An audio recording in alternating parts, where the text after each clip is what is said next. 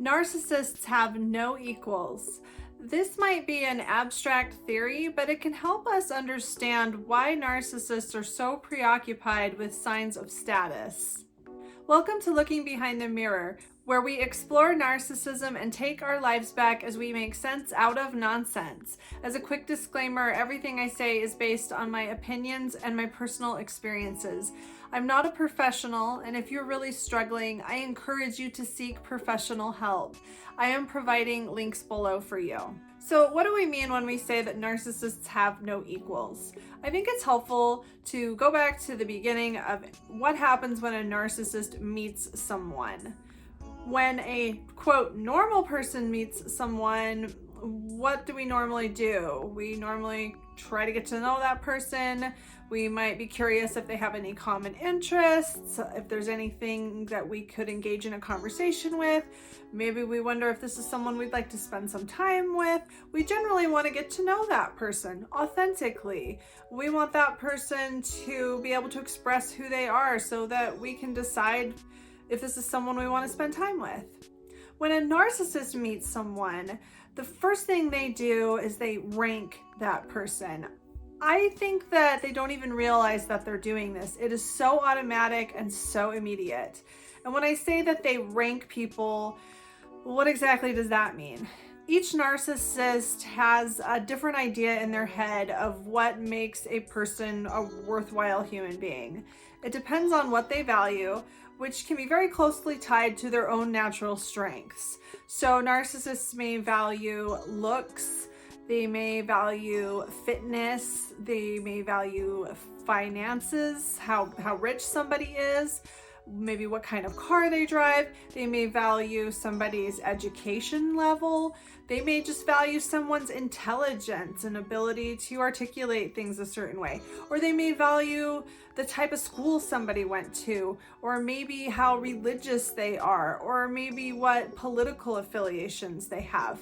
Every narcissist is going to have different ideas in their head of what makes someone a better person than another person. And they have a hierarchy in their head of people. And every time they meet someone, they have to stick that person into a certain place in the hierarchy. They can't really handle the idea that everyone has equal value. In fact, I think most of them may scoff at the idea of that being said out loud, even though I think that this process they go through of ranking people is something that is somewhat subconscious. So this idea that they rank everyone in a hierarchy and the idea that they do not have any equals are not exactly the same concept, but they're very, very closely tied together. So it's important to remember that as the narcissist is ranking people automatically, no one will ever be ranked at the same level as the narcissist. And you may be surprised to know that some people, they will actually rank above them. Of course, most people will be ranked below them.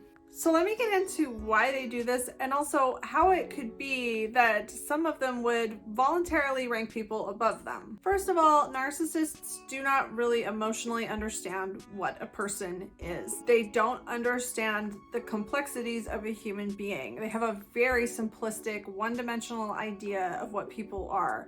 They live in somewhat of a fantasy world where everybody is very simple and everyone is either all good or all bad. And they really can't handle the idea that somebody could have good qualities and be a good, worthwhile human being and also do bad things and make bad choices.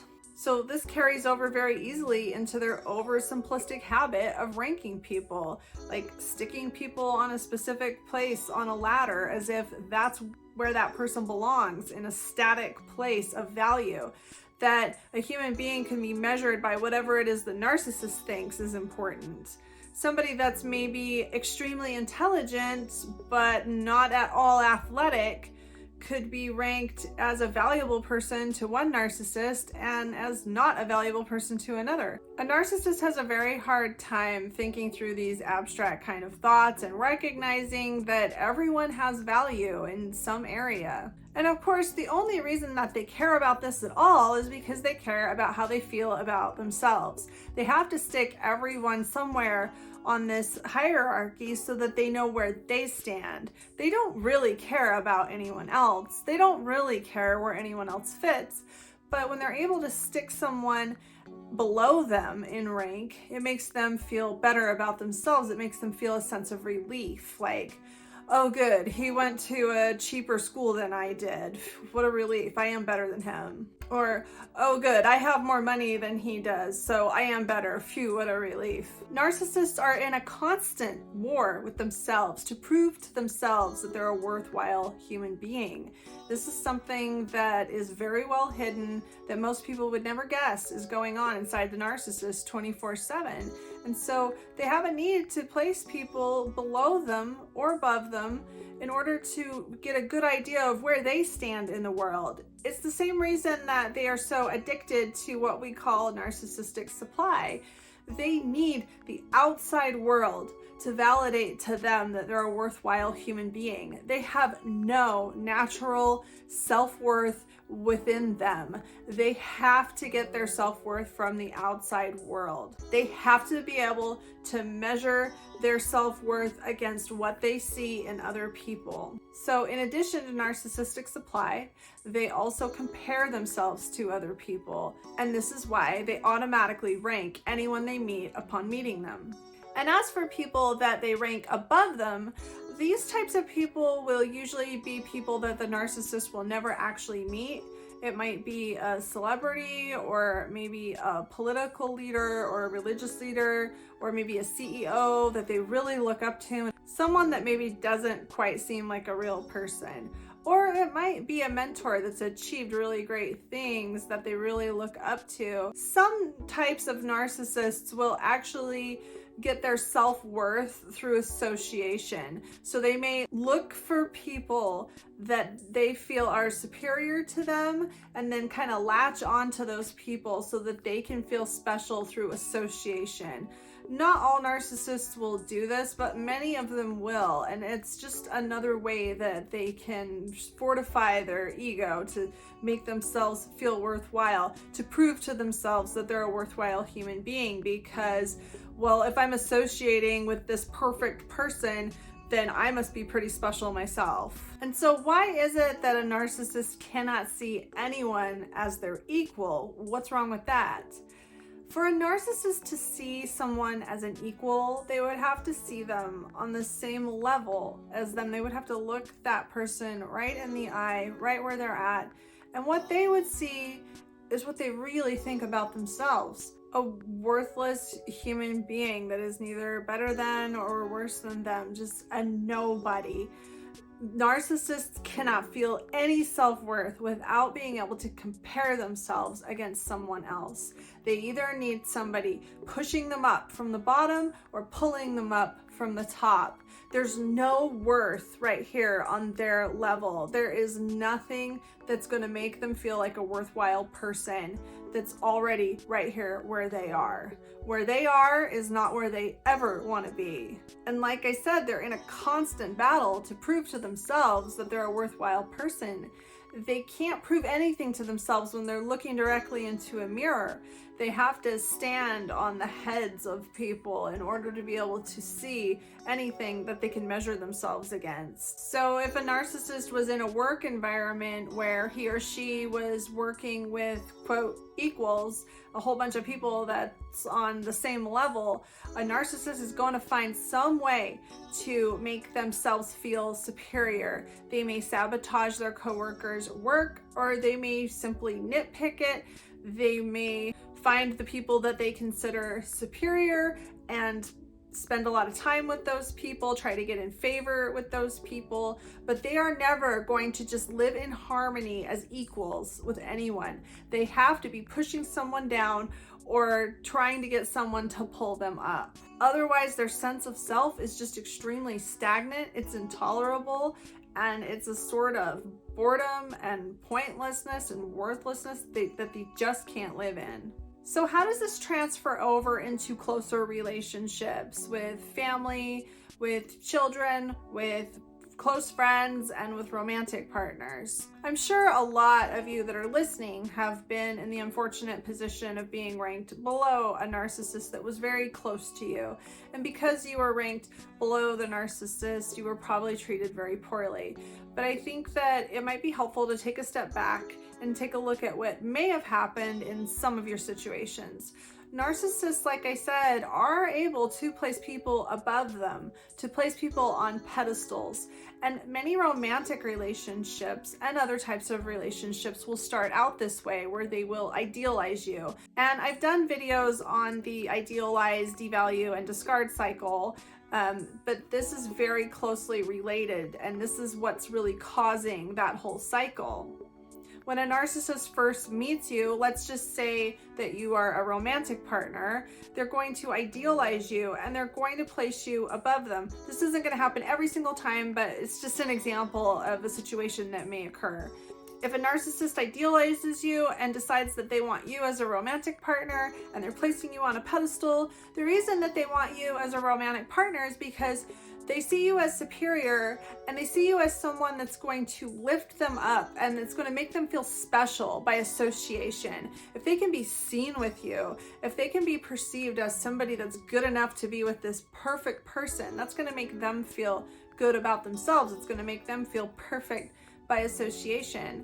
So what can happen often in these types of relationships is you're the one that's being idealized, and that might be really amazing for you. That might be a really enthralling experience. You get into this relationship with this person that just can't get enough of you, that feels honored to be in your presence, and then sooner or later, the narcissist is going to realize that you're not actually a perfect human being. And just like that, you go from superior, from being ranked above the narcissist, from making the narcissist feel special by association, to being down here somewhere. You can't see where I'm, but being down here, way down here. And the narcissist kind of feels like you've tricked him or her. And now the narcissist has to feel special by comparing them to you, by seeing you as someone below them. And they have to come up with ways to do that. They have to kind of do mental gymnastics. They're very upset that they now realize that you're not going to solve their emotional problems. You're not going to make them feel like the greatest thing that ever lived, because you're not actually as perfect as they thought. You don't deserve to be up here in the hierarchy. You're not at all what you presented yourself to be. So this is why sometimes they can become very abusive, very aggressive, and seem so entitled to treat you like garbage when all you did was betray that you're actually a human being with flaws, that you're not actually a perfect person. And in some relationships, I would guess most often with parents, a narcissist will idealize that person indefinitely, to the point where they will refuse to see any flaws in that person, and they will never take that person down from their pedestal, because for whatever reason they've been conditioned to look up to that parent as a superior and as somebody that they can get their self-worth from merely through acceptance and association. Either way, wherever it is that you happen to fall on this hierarchy of the narcissist, you can move at different times, and any time that you're moved in this hierarchy, things are going to become very chaotic, very confusing, very disorienting, because really it doesn't make any sense in the real world. Narcissists are never really able to relate to anyone in a meaningful way. They're never really able to connect with anyone on a level playing field, because they're too caught up worrying about their own self-worth and worrying about their status and how much they're worth as a human being, because deep down they don't believe that they are worth anything. This is why they can never see anyone on their same level. They're spending too much time and energy struggling to convince themselves that they are worth anything. For them to have to look someone level in the eye, they would just see their worst nightmare, an average, everyday, flawed human being. To face the idea that that's all they are, just another human being, is like the earth opening and swallowing them whole. And to them, human connection is not worth the price that they'll have to pay for having to see people as equals, and that will always include you as well. I hope this helps. If you like this video, give it a thumbs up and comment below any ideas you have for me for future videos. And don't forget to subscribe to my channel if you like this video and would like to see more like it in the future. Until next time, thanks. Bye.